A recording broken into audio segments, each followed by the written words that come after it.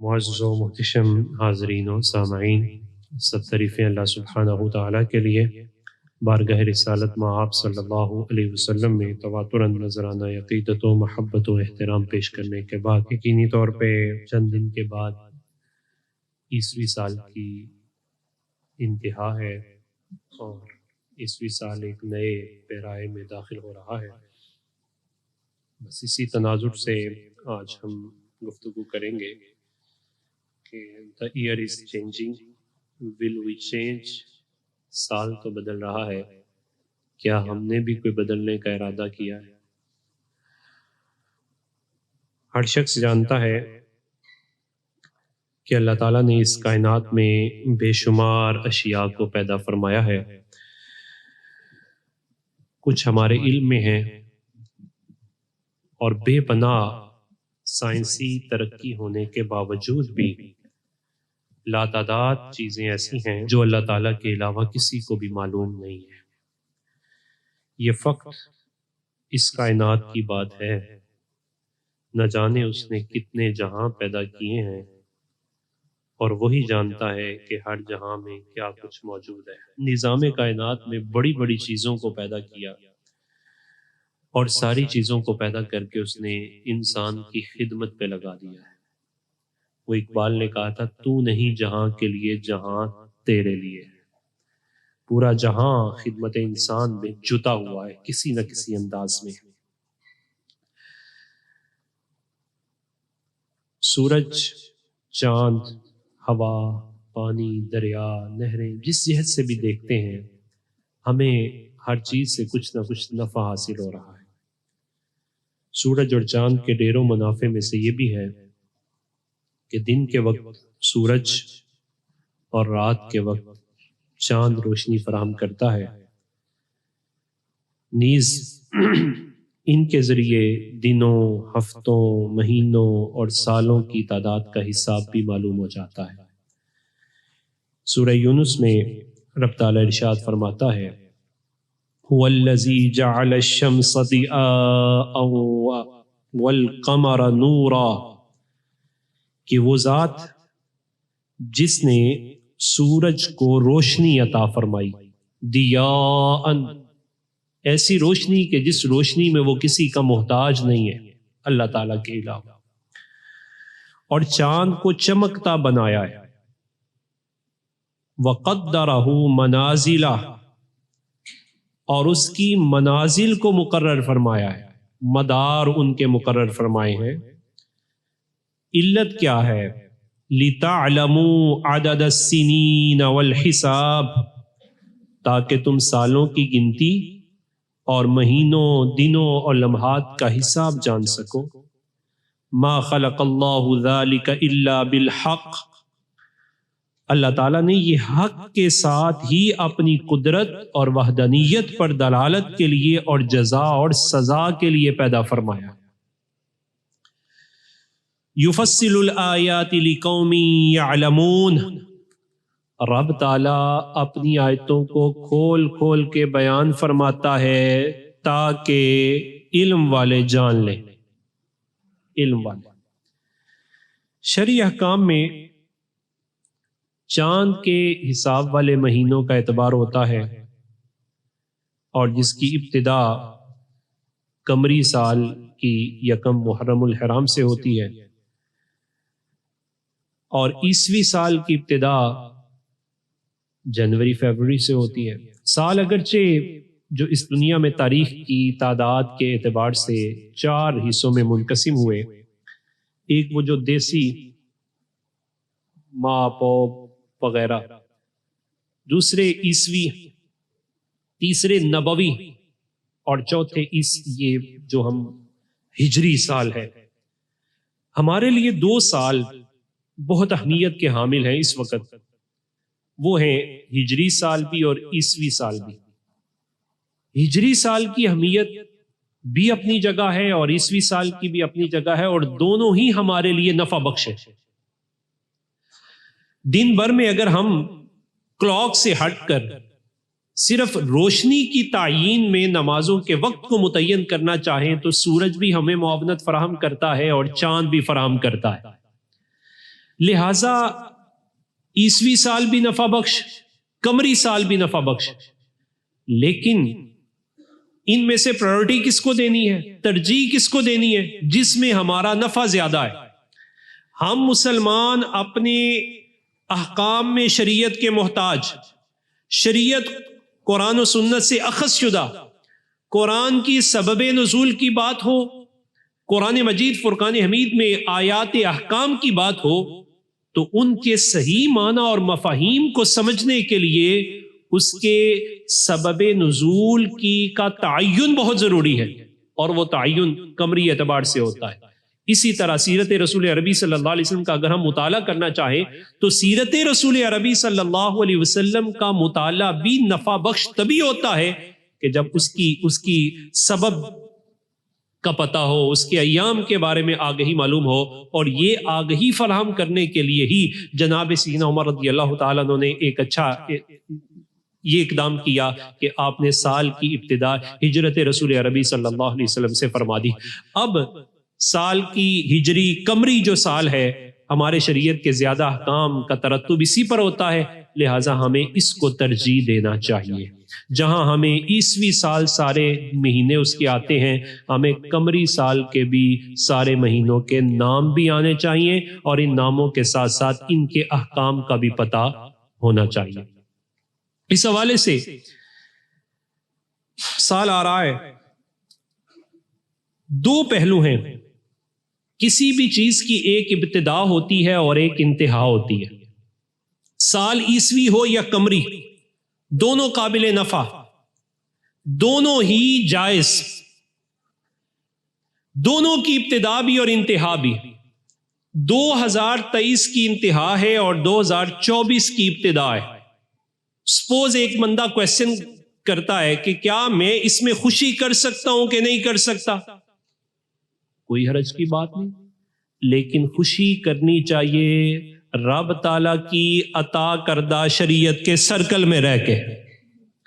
یہ جو خوشی کا تصور ہمارے ہاں غلط ہو گیا ہے، ہم کہتے ہیں خوشی اس کا نام ہے جس میں معاذ اللہ اور اس کے رسول کی شریعت کو پسے پشت ڈال دو۔ ہماری خوشیوں کو شیطان نے تباہ و برباد کر دیا، اعمال کے اعتبار سے ہماری خوشیوں کو نظر لگ گئی۔ ہم نے خوشی نام رکھا ہوا ہے اللہ اور اس کے رسول کی، کھل کے نافرمانی کر لو۔ نعوذ باللہ من ذالک۔ خوشی کی ابتدا بھی اچھی اور اس کی انتہا بھی اچھی۔ آئیے ذرا مصطفیٰ جان رحمت صلی اللہ علیہ وسلم بینگ اے مینٹور امت کی تربیت کیسے فرماتے ہیں۔ فرمایا ہر قیام کی ابتدا بھی اچھی کرو، اس کی انتہا بھی اچھی ہونی چاہیے۔ رسول اللہ صلی اللہ علیہ وسلم فرماتے ہیں کل کلام او امر ذی بال لم یفتى بذکر اللہ فہو ابتر او قال اقطع۔ فرمایا جس اہم کلام یا کام کا آغاز اللہ تعالیٰ کے ذکر سے نہ کیا جائے وہ بے برکتہ ہوتا ہے۔ دوسرا، کلام کے آخر کی بھی کتنی اہمیت ہے۔ انما الاعمال بالخواتیم، عملوں کا دار و مدار تو خاتمے پر ہوتا ہے۔ وہ کسی نے پنجابی میں بڑی خوبصورت بات کی، اس نے کہا پڑھیا ادا جانیے جدا توڑ چڑھیا۔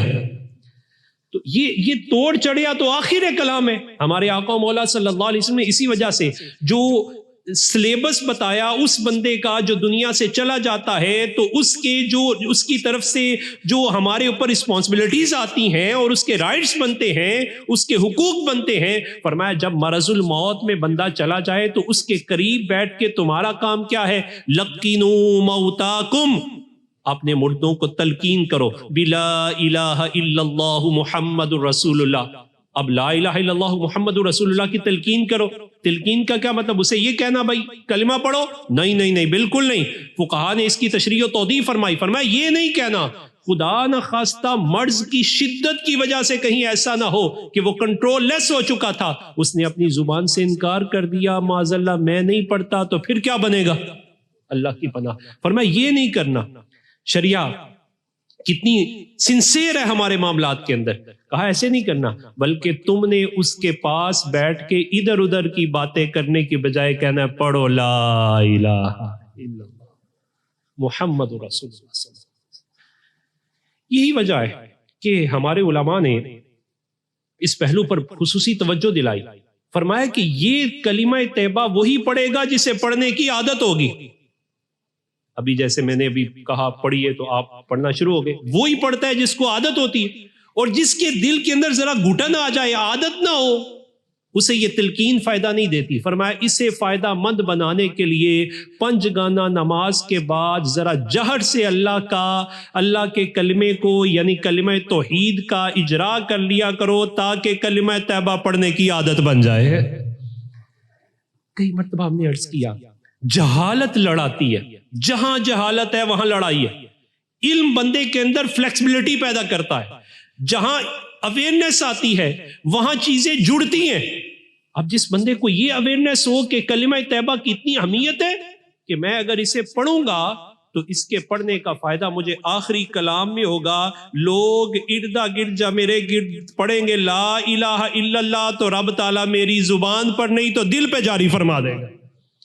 دوسری بات فرمایا یہ اس وجہ سے بھی جہرن پڑھو کہ جب انسان نماز جنازہ کے لیے آتا ہے تو نماز جنازہ ناٹ ریچولیزم، یہ کوئی رسم نہیں ہے، منہ بخائی نہیں ہے. یہ تو انتم شہداء، تم گواہ ہو، اللہ کے گواہ علی الارض، زمین پر اس بندے کی طرف سے گواہی دو. کس بات کی گواہی؟ کہ جس کے ساتھ تم نماز پڑھتے تھے جب وہ سلام پھیرتا تو کہتا تھا لا الہ الا اللہ محمد رسول اللہ. اس موقع پر کھڑے ہو کہ تم گواہ دو یا اللہ میرے ساتھ کندھا ملا کے تیری بندگی میں آتا تھا اور تمامیت بندگی کے بعد یہ زبان سے کلمہ توحید کا اقرار کرتا تھا. مالک میری گواہی کو اس کے حق میں قبول فرما لے. کتنی اہمیت ہے اس کلمہ طیبہ کی بالجہر کے ساتھ. اور انہی پہلوؤں کو پیش نظر رکھتے ہوئے علماء نے یہ لکھا کہ جب کلمہ طیبہ کی عادت ہو جاتی ہے تو پھر انسان کسی مخمصے کا شکار نہیں ہوتا. رب تعالیٰ زبان نہیں تو دل پر آخری لمحات میں کلمہ طیبہ کو جاری فرما لیتا ہے. لہٰذا اگر پہلے کوتاہی ہو بھی گئی یا عدم اویئرنیس کی وجہ سے بندہ کوتاہی کر بھی جاتا ہے تو درود پاک پڑھنے میں اور کلمہ طیبہ پڑھنے میں بالکل کسی قسم کی نو ہیزیٹیشن، ہچکچاہٹ بھی نہیں ہونی چاہیے، تو دلیلاں بھی نہیں لبنیاں چاہیے. نیکی کے کام میں ہم دلیلیں تلاش کرتے ہیں. بڑا فتنوں کا دور ہے، بے دینی پر سارے جمع اور دینداری پر جھگڑے. ابھی گانا چلا لے کوئی نہیں کہے گا، اونچے اونچے چلیں گے سارے لنگ دے جان گے. اور مسجد میں درود پاک پڑھ لیا جائے تو مجلس میں بیٹھے 4 لوگ وہی جو تماشا دیکھ رہے تھے سارے رل کے ویکھ لیا، تو جب آئی نا ذرا درود بھی پڑھ لیں نعت بھی پڑھ لیں تو ایک دوسرے کو کہتا ہے جائز بھی ہے کہ نہیں ہے. کہاں چلے گئے ہم؟ مغرب اتنا ہم پر حاوی ہو گیا، جس دین پر جڑنا تھا اس دین پر کٹ گئے اور جس بے دینی پر کٹنا تھا اس پہ جڑ گئے. سارے ہی اس میں ملوث، حاجی بھی نمازی بھی ساری زندگی کا سرمایہ بھی، اور کف افسوس ملنے کو کوئی تیار بھی نہیں. نبی پاک صلی اللہ علیہ وسلم نے اہمیت کتنی بیان فرمائی. فرمایا ابتدا بھی اچھی اور انتہا بھی اچھی. سال بدل رہا ہے، اس کی ایک انتہا ہے اور ایک ابتدا ہے. انتہا یہ ہے کہ 2023 کا پورا چارٹ میرے سامنے ہے. جناب سیدنا عمر رضی اللہ تعالیٰ نے فرماتے تھے حاسبوا انفسکم قبل ان تحاسبوا، اوے لوگوں اپنا حساب ابھی کر لو اس سے پہلے کہ تم سے حساب لیا جائے. جدہ آرڈر صحیح ہوئے سال پورا ہوتا ہے. یہ جتنے آپ بزنس ریلیٹڈ لوگ ہیں آپ پچھلے سال کا پورا حساب کرتے ہیں. جب سال پورا ہوتا ہے نیکسٹ کے لیے آپ ریزولوشنز پاس کرتے ہیں، آپ کچھ ٹارگٹ لیتے ہیں، کچھ آپ کے گولز ہوتے ہیں جن کو آپ نے اچیو کرنا ہے. یار زندگی دا کوئی حساب نہیں، اس کے لیے کوئی پلاننگ نہیں ہے، اور اگر پلاننگ ہے بھی تو اس کے اندر آخرت شامل ہی نہیں ہے، اور ماضی کے بارے میں کوئی سوچنے کو تیار نہیں ہے. آج کسی بندے کو پلاننگ کریں. آج ایک بندہ یہ سوچے یار میں صاحب نصاب تھا، 50 سال میری عمر ہو گئی ہے، یار میں ابھی تک حج ہی نہیں کر سکا، 2023 میں بھی نہیں کیا. توبہ کرے اور 24 میں ارادہ کر لے سب سے پہلا کام حج کرنا ہے. ادھر جناب کسی کو کہا جو کہنا جی اجے ذمہ داریاں بڑیاں نے. بھائی کیڑیاں ذمہ، وہ تیری اپنی ضرورت اور ذمہ داری کا تجھے احساس جو رب رسول نے ذمہ داری لگائی اسے چھوڑ رہا ہے. کہتا جی بچوں کی شادیاں کرنی ہیں، بچوں کی شادیاں وہ بھی ہو جائیں گی، پہلے اللہ کا فریضہ ادا کرو. رب تعالیٰ اس طرف متوجہ ہو. 2023 میں دیکھے کہ میں 2023 میں نیکیاں نہیں کما سکا. سارا سال کا اگر میں بناؤں میری تو نمازیں پوری نہیں ہے. یار کوئی یہ بھی تو سوچے پورا سال گزر گیا میں نے اللہ کا قرآن بھی ایک مرتبہ پورا نہیں پڑھا. پورا سال گزر گیا اللہ کا قرآن. یہ ہے میرا ماضی کیا ہے. اب پھر جب اسے قرآن مجید فرقان حمید کہتا ہے محسن کے احسانات کو یاد کرتے رہو تمہارا سر جھکا رہے گا. اگر تم نے اس کے احسانات کو بلا دیا تو تمہارا سر کھڑا ہو جائے گا. او بھائی رب تعالیٰ سے بڑھ کر ہم پر احسانات کس کے ہیں؟ ہمارا تو لولو اس کے احسانات کے نیچے دبا ہوا ہے. قرآن کہتا ہے وَإِن تَعُدُّوا نِعْمَةَ اللَّهِ لَا تُحْصُوهَا. اللہ کی نعمتوں کو اگر شمار کرنا چاہو تو شمار ہی نہیں کر سکتے. علماء نے فرمایا بار بار پڑھو سورہ رحمان کو سنو پڑھو.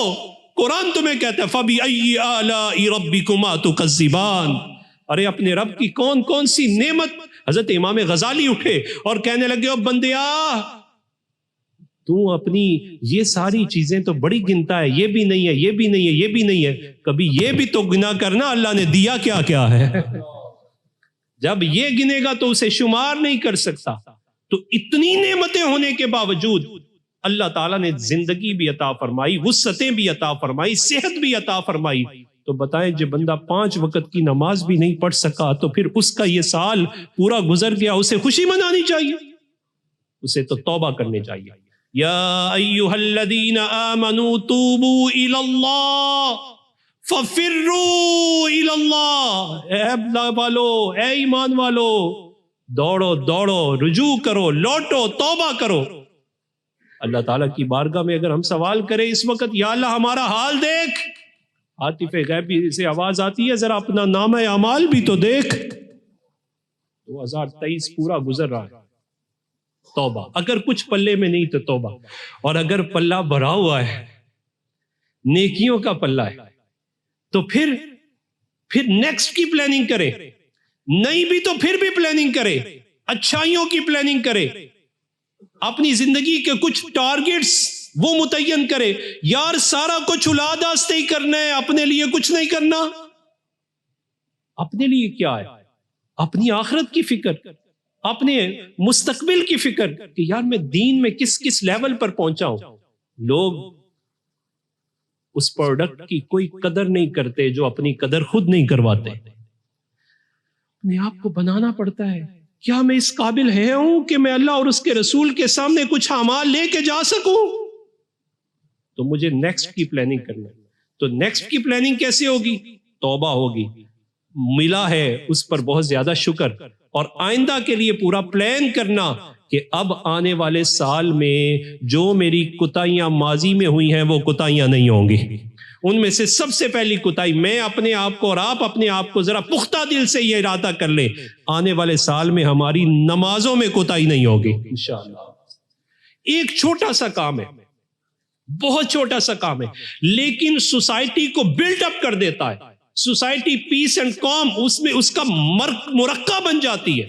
اور وہ کیا ہے؟ یہ ارادہ فرما لیں کہ اس سال میں ہم سارے ایک دوسرے کے لیے نفع بخش بن جائیں گے. اچھا چلیں یہ بھی نہیں تو اور آسان, اتنا تو بندہ کر سکتا ہے کہ اے سارا سال میں کسی نو دھوکا نہیں دینا, ملاوٹ والی شے نہیں کھوانی, چیٹنگ, ڈسیونگ, نو, سود, نقصان میں نہیں جانا, نقصان میں نہیں جانا. ہمارے آقا مولا صلی اللہ علیہ وسلم فتنوں کے اس دور کے بارے میں متنبع فرماتے ہوئے کیا ارشاد فرماتے ہیں؟ رسول اللہ صلی اللہ علیہ وسلم فرماتے بادروا بالاعمال فتنا كقطع الليل المظلم. ارے لوگوں اعمال کی طرف دوڑو, یاتی علی الناس زمان, لوگوں پر ایک زمانہ ایسا آنے والا ہے کہ اندھیری رات کی طرح فتنے گھروں میں گر رہے ہوں. اور کیفیات کیا ہوگی؟ فرمایا یصبح الرجل مؤمنا ویمسی کافرا. فتنے اتنے ہوں گے دن کو اس کا ایمان پختہ ہوگا لیکن رات کو اس کا ایمان لرز جائے گا. دن کو مسلمان ہے, رات کو کافر ہو جائے گا. پھر فرمایا یبیع دینہ بعرض من الدنیا، چھوٹے سے دنیا کے فائدے کے لیے اپنے دین کا سودا کر دے گا. اے چھوٹی جی کپڑی دی ٹاکی ویچن واسطے جھوٹ بول دیا. یہ ایک گز کی زمین پر قبضہ کرنے کے لیے، وہ کسی سیانے نے کتنا خوبصورت بات کی، اس نے کہا یہ زمینوں پہ جو قبضے کرتا ہے کتنا بے خبر ہے، جس زمین میں دفن ہوگا وہ اپنی نہیں ہوگی. اللہ، وہ بھی اپنی نہیں ہے، کہاں لے کے جائے گا، کیسے اس کا بدل دے گا. چھوٹی چھوٹی باتوں پر ہم سودے کر جاتے ہیں. جی کام نہیں چلتا، کیا کروں، سود نہ لوں تو کیا کروں. چھوٹے چھوٹے معمولی معاملات پر دین کا سودا. جی میرے بیٹے کی شادی ایک ہی دفعہ ہونی ہے، دین جانتا ہے تو جائے، پھر میں توبہ کر لوں گا. نعوذ باللہ من ذالک. اور پھر ہم نے کلاسک بنا دیا، مذہبی مجرے لے آئے. اللہ کی پناہ، کدھر جا رہے ہیں ہم؟ کون ہمیں واپس لے کے آئے گا؟ آج کی مہلت سے جس نے فائدہ نہ اٹھایا، کل قیامت کے دن کی توبہ اسے فائدہ نہیں دے گی. ہمارے آقا مولا صلی اللہ علیہ وسلم ارشاد فرماتے ہیں لا تزول قدم عبد یوم القیامہ، قیامت کے دن بندہ کہے میں پاؤں اٹھا کے آگے رکھ لوں، نہیں رکھ سکے گا. حتی تسأل عن عمرہ فیما افنا، یہاں تک کہ اس سے پوچھا جائے گا بندے تجھے اتنی زندگی دی تھی، بتا کہاں گزار کے آیا. اپنی زندگی کا چارٹ مجھے بھی بنانا چاہیے اور آپ کو بھی. سپوز 40 سال یا 50 سال کی میری زندگی ہے، میں نے اور آپ نے کہاں گزار دی؟ دن میں 5 وقت کی نماز، قرآن مجید، فرقان حمید، نفع بخش کام، ساری چیزیں. رزق کا ذمہ اللہ تعالیٰ نے لیا، ہم اس کے پیچھے پڑے، نہ رب ملا نہ رب کی طرف سے رزق ملا. پریشانیاں، بے سکونیاں. ارجعوا الی اللہ وبادروا بالاعمال، آؤ اللہ کی طرف آؤ. قرآن کہتے ہیں من عارض عن ذکری فإن له معیشۃ ضنکا، جس نے ہمارے ذکر سے منہ پھیر لیا، معیشت ہوتے ہوتے اس کی معیشت کو تنگ کر دیں گے. وہ کوئی بڑا اوور کلیور تھا، اس نے کہا تنگی ہوتی تو میرے پاس اتنا مال کہاں ہوتا، تنگی ہوتی تو اپنی خواہش کی ہر چیز نہ خرید لیتا. تو صوفیاء نے جواب دیا ارے تیرے پاس مال تو بڑا ہے، بتا سکون بھی ہے کہ نہیں ہے؟ سکون کہاں گیا؟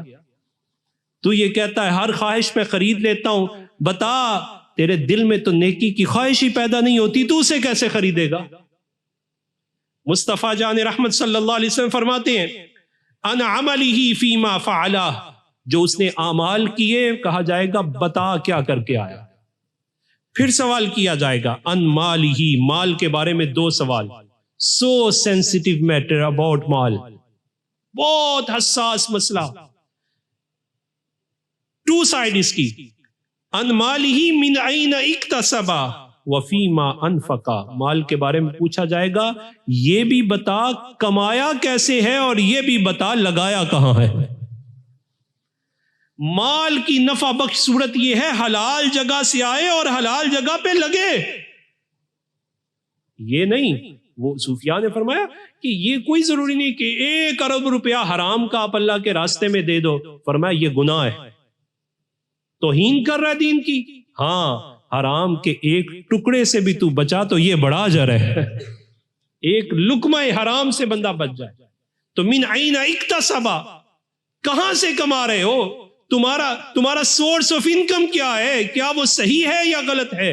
اور پھر یہ صرف یہ کمانا نہیں بلکہ اگلا مسئلہ لگایا کہاں ہے. یہ نہیں کہ بندہ بڑی محنت کرے اور جب دین کے لیے باری آئے تو اندر سے نوٹ دیکھے چھوٹا کون سا ہے، اور جب دنیا کی اور بےہودگی کی باری آئے تو کہتا لگا دو جتنے لگتے ہیں، ذرا نام بننا چاہیے میرا، ذرا آنٹ گوانٹ کو پتا چلنا چاہیے کچھ ہو رہا ہے. اللہ کی پناہ. فیما اکتسب وفیما انفقہ، اور پھر اس سے پوچھا جائے گا وَأَنْ جِسْمِهِ فِيمَا أَبْلَاهُ، اس کے جسم کے بارے میں بھی سوال ہوگا. صحت دی تھی، بڑی دعائیں کرتا تھا یا اللہ محتاجی سے بچا، تجھے بچایا کہ نہیں بچایا؟ اب بتا اپنے جسم کو کھپا کے کہاں آیا ہے. مال نہ ملے تو میری آنکھوں سے آنسو، مال نہ، نوکری نہ ملے مار ہوتی ہے. میرے بیٹے کو جاب مل جائے. ماں اس بات پہ کیوں نہیں روتی؟ بیٹا فجر کی نماز میں کبھی اٹھا ہی نہیں ہے. یہ جو آپ کے چہروں پہ جمال ہے اور آپ اور میں یہاں اکٹھے ہیں، یہ ہمارے ماں باپ کی انویسٹمنٹ ہے. انہوں نے دعائیں کی تو دین کی دعائیں کی ہیں، تو آپ کے چہروں پہ چمک ہے. دین کا درد آپ کے پاس موجود ہے. انہوں نے چراغ جلائے، آج روشنی ہے. سوال یہ ہے، مجھے اپنے آپ سے اور آپ کو اپنے آپ سے سوال کرنا ہے، کیا ہم نے بھی کوئی ایسے چراغ جلائے ہیں کہ مستقبل روشن ہو جائے؟ ہمارے چراغ کدھر جائیں گے؟ کل 2-3 دن کے بعد وہ سال کی تبدیلی ہوگی اور ہمارا چراغ وہ موٹر سائیکل کا سلنسر نکالے گا اور کسی بےہودہ مقام پر پہنچ جائے گا، بلند آواز سے ہوٹنگ کرے گا، گانے چلائے گا، اور اللہ کی پناہ وہ خمر اور شراب کے قریب بھی خدا نخواستہ چلا جائے گا. تو پھر روشنی کہاں سے ہوگی؟ مجھے اور آپ کو اس بات کی فکر کرنی ہے. میرے آپ کے ماں باپ نے نیکی کا بیج بویا، آپ اور میں پھل کھا رہے ہیں. میں نے اور آپ نے نیکی کا کون سا بیج بویا ہے؟ کتنی تربیت کی ہے؟ آپ کے دلوں کے اندر نور ہے، آپ کے دلوں کے اندر ایمان کا چراغ ہے، آپ کے پاس اللہ کے دین کی محبت کی رمق موجود ہے. خدا را اس کو اپنی نسلوں کی طرف منتقل کیجئے. قرآن مجید فرقان حمید نے بڑے سادہ سے جملوں میں دل کے اتر پہ بات کی. جو ہماری سائیکی کو قرآن سمجھتا ہے، دنیا کی کوئی کتاب تھیوری میں یوں نہیں سمجھتی. قرآن کہتا ہے کو انفسکم واہلیکم نارا. ارے لوگو، النار کون سی؟ التی وقودها الناس والحجارہ، کہ تم آگ جلاتے ہو تو لکڑیاں چاہیے. رب نے ایک آگ تیار کی ہوئی ہے، اس میں پتھر اور لوگ پھینکے جائیں گے. کہا کو انفسکم، اپنے آپ کو بھی بچانا ہے اور اپنی آل اولاد کو بھی بچانا ہے. آپ بے بس نہیں ہیں، آپ کے پاس اتھارٹی ہے. اس اتھارٹی کے بارے میں جب آپ کی خواہش ہو تو سوال کیا جاتا ہے تو آپ کہتے ہیں نہیں ہوگا یہ. تو جب اللہ اور اس کے رسول کے دین کی بات آئے تو پھر کمپرومائز کیوں ہے؟ پھر بھی کمپرومائز نہیں. اللہ اور اس کے رسول کے دین پر نو کمپرومائز پالیسی ہونی چاہیے، تب یہ چراغ جلیں گے، تب روشنی. کیا میں اور آپ نہیں چاہتے؟ آپ اور سارے مل کے اپنے والدین کے لیے نماز پڑھتے ہیں تو کہتے ہیں ربنا اغفر لی وَلِوَالِدَيَّ وَلِلْمُؤْمِنِينَ يَوْمَ يَقُومُ الْحِسَابُ. چراغ انہوں نے جلایا تھا، آج ان کی قبریں روشن ہیں. مجھے آپ کو اپنی قبریں نہیں روشن کرنی؟ اگر اولاد کو نماز کی طرف نہ لائے تو کہاں سے یہ روشنی آئے گی؟ وہ محمود غزنوی گزر رہا تھا تو ایک بوڑھے بابے کو اس نے دیکھا کہ وہ ایک جگہ ایک بیج بو رہا ہے. اس نے بابا جی کو مخاطب کیا اور کہنے لگا چیما کارمی کنی، بابا جی یہ کیا کر رہے ہیں؟ اتنا بڑھاپا اور یہ اب بیج بو رہے ہیں؟ سوچے دو ہیں، اب بیج بو رہے ہیں. ہم کہتے نہیں جی وہ جناب اب میں کیا کروں، اب یہ نہیں ہوتا. ہر وقت انسان کو کوشش کرتے رہنا چاہیے، اچھائی کے لیے کوشش کرتے رہنا چاہیے. جس طرح انسان کی زبان کا چسکا بیماری کے باوجود باقی رہتا ہے، نیکی کا چسکا بھی باقی رہنا چاہیے. وہ کہنے لگا کیا کرو گے؟ بوڑھے اتنے ہو گئے ہو، یہ بیج باہر نہیں آئے گا اور اس سے پہلے تم دنیا سے چلے جاؤ گے. نہ اس کا سایہ ملے گا، نہ اس کا پھل ملے گا، نہ کوئی اس کا نفع اٹھا سکو گے. تو بوڑھے نے بڑا خوبصورت جواب دیا. اس نے کہا بنفع این کی نسل من خواہد برد، میں نہ صحیح اس بیج کا نفع میری نسل کو تو ملے گا نا. ایسا نیکی کا بیج بوئیں، سیلف انٹرسٹ سے تھوڑا سا باہر نکلیں اور پھر بیج بوئیں، نیکی کے بیج گھروں میں بوئیں، تو پھر دیکھیے نفع کیسے پلٹتا ہے. محمود غزنوی بڑا خوش ہوا. اس نے فوراً کہا اسے ایک اشرفیوں کی تھیلی دو. بابا کتنا سیانا ہے، اپنی نسل کی بقا چاہتا ہے، نفع دینا چاہتا ہے بلا تشبیہ و تمثیل. ہمارے علماء فرماتے ہیں اگر آج دنیا کا وقتی بادشاہ نسل کا نفع سوچے تو اسے انعام دیتا ہے، تو جو رب تعالیٰ کی مخلوق کا نفع سوچے اللہ اسے کتنا انعام عطا فرمائے گا. میں اور آپ مخلوق کا نفع سوچیں، قابل نفع بنے. تو اس نے تھیلی ہاتھ میں لی تو کہنے لگا مالک تو کیسا کریم ہے کہ ابھی میں نے بویا بھی نہیں تو پہلے ہی نفع عطا فرما دیا ہے. نیکی کا اپنا کمال ہے. قرآن مجید فرقان حمید نے بڑے خوبصورت انداز میں بات کی. قرآن کہتا ہے الم تر کیف ضرب اللہ، اور کبھی کبھی رب کی دی ہوئی مثالوں کو بھی سنا اور دیکھا کر. کلمۃ طیبۃ کشجرۃ طیبۃ اصلھا ثابت وفرعھا فی السماء، کہ نیکی کلمہ طیبہ ایک پاکیزہ درخت کی مانند ہے جس کی جڑیں بڑی مضبوط ہیں اور اس کی شاخیں کبھی کبھی اتنی بلند ہوتی ہیں کہ عرش اعلیٰ تک پہنچ جاتی ہیں۔ کسی بھی نیکی کو معمولی نہ سمجھیں اور ارادہ فرمائے یہ سال تبدیل ہو رہا ہے تو تبدیلی پر سویپنگ سٹیٹمنٹ ہماری یہ ہے، ابتدا بھی اچھی ہونی چاہیے، انتہا بھی۔ سال 2023 کی انتہا ہے پورے ماضی کا سیلف اکاؤنٹیبلٹی۔ اپنی زندگی کو دیکھیے، اپنے پہلوؤں کی طرف توجہ دلائیے۔ ہمارے ہاں کسی بھی اعتبار سے ہماری اکاؤنٹیبلٹی، ہمارا آرڈر، ہم انالائز نہیں کرتے چیزوں کو، ہم دیکھتے نہیں ہیں ہم نے کیا کیا ہے۔ نیکی کے اعتبار سے پیرامیٹر نیکی رکھیے تو یقیناً کوتاہی ہوگی، اگر کوتاہی ہے تو توبہ کیجئے۔ اور پھر اگلا مرحلہ یہ ہے کہ اس آنے والے دن میں اپنے آپ کو بھی بچانا ہے اور اپنی نسل کو بھی بچانا ہے۔ انشاءاللہ ہم بچائیں گے۔ ذرا نم ہو تو یہ مٹی بڑی زرخیز ہے ساتھی۔